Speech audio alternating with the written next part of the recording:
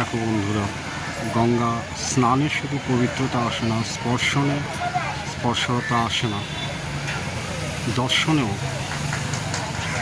মুক্তি লাভ হয়। দেখো গঙ্গা এখন জোয়ারের সময়, জোয়ার আসছে ধীরে ধীরে।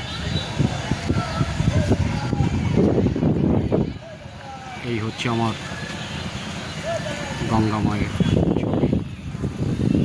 দেখো, দর্শন করো তোমরা প্রত্যেকে।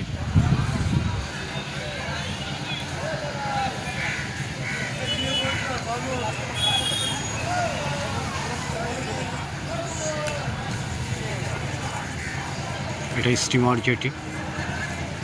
আমি ঠিক নিমতলা ঘাটের কাছে, অর্থাৎ নিমতলা আর বাগবাজারের মাঝামাঝি আমি আছি।